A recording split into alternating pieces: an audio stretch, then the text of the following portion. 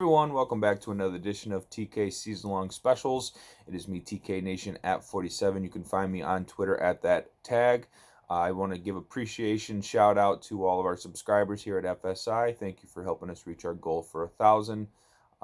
Really appreciate you. As always, please like and subscribe our videos and help us help you bring you the content that we love to give to you, and hopefully the content you love to enjoy. Happy Election Day. This is November 3rd, so we have a big day on Twitter ahead of us. Probably a lot of bickering, arguing, and nonsense to be had. But I'm bringing to you some waiver claims for today. I'm going to break this down by position. Just going to give you a couple. It's going to be fairly quick.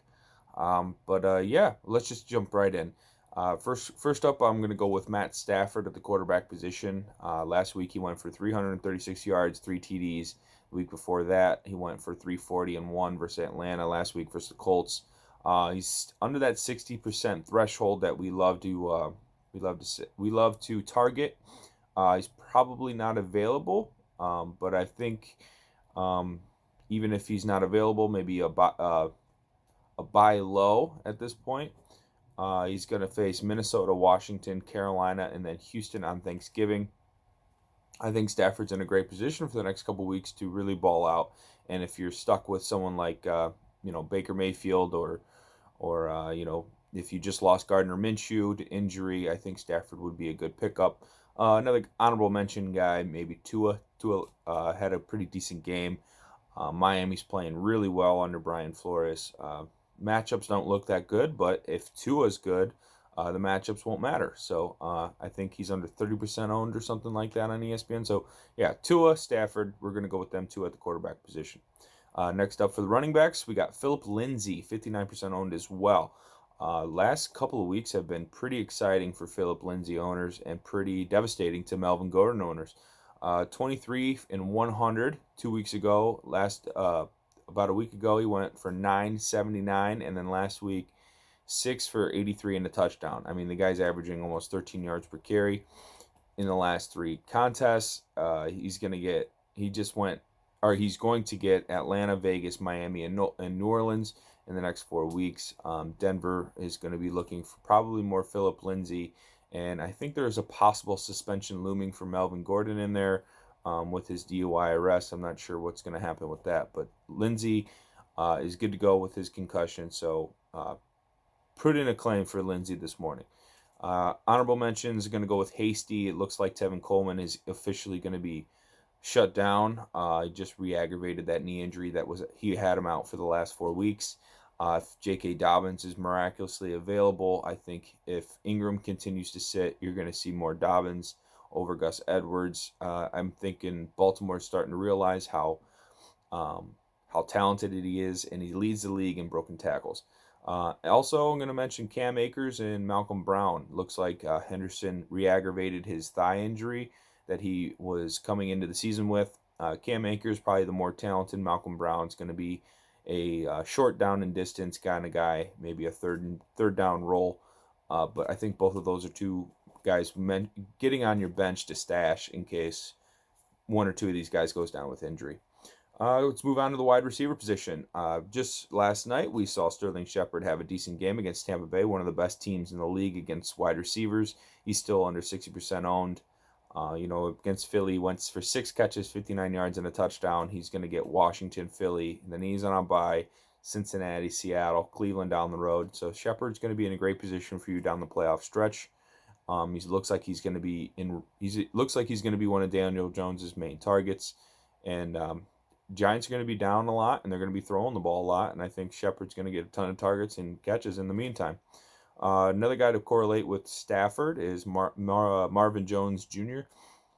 Under 60% owned. He might not be available, but I think a lot of guys have been trying to give up on him after some clunkers early in this year, but 2 weeks ago, he went 5 for 80 against Atlanta, and then last week he had 3 catches, 39 yards, and 2 touchdowns versus Indy, which is a pretty stout defense. And coming up, like I had mentioned with Stafford, you're going to get Minnesota, Washington, Carolina, Houston. There's a lot of bad corners in this matchup, And also to note, Kenny Galladay just went down with, I believe, a hamstring injury, so he might be shut down for a couple weeks, making Marvin going to be with the number 1 here in Detroit. Also going to go along with him is this Marvin Hall.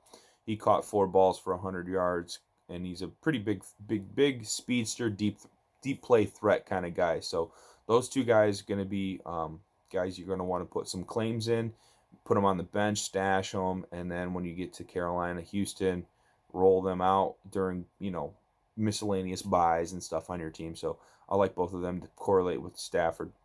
That'll give us some honorable mentions for the wide receiver position. I think some of these guys are probably picked up, but if they're not, we have Corey Davis from Tennessee, monster game last week. And in any game he's not been hurt, he's playing pretty well. Mecole Hardman, if Sammy Watkins continues to miss, I think Hardman's going to be a good bet for production from the Kansas City Chiefs offense. And then Jalen Reagor looked really good on Thursday or Sunday night versus Dallas. Caught a touchdown pass on the 1 and looked like a decent third down threat for the Eagles. So I like Jalen Reagor filling in for Deshaun Jackson.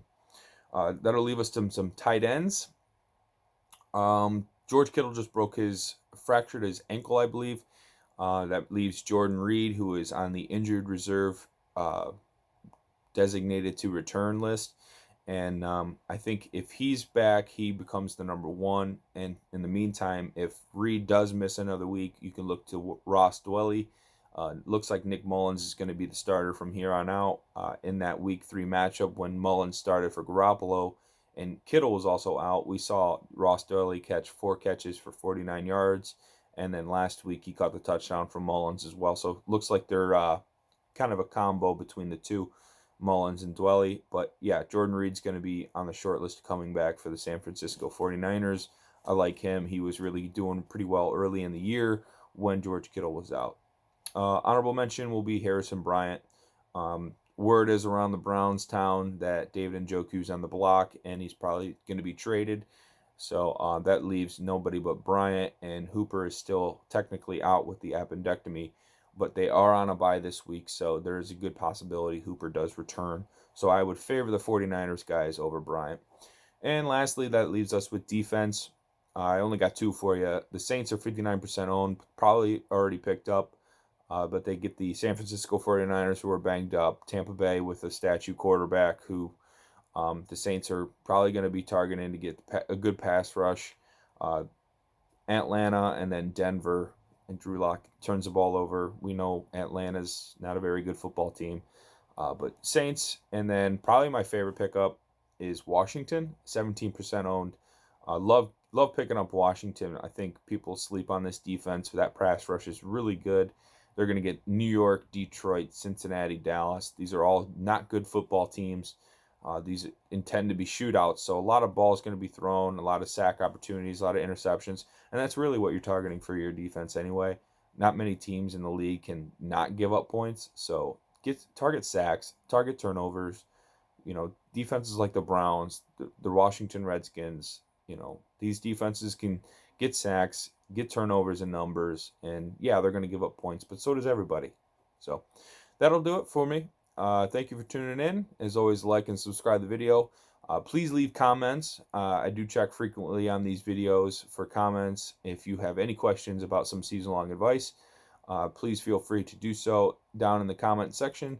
And if you want to follow us at fsidfs.com, you can get in our Discord channels from there, and you can find some of our free rooms where we do talk season-long strategies. You can get in with our DFS NFL chat and get some of the daily cores for showdown slates and classic slates. And there's many more sports coming up. We have the Masters coming up for PGA. It's really exciting. So tune in with us, and as always, peace out.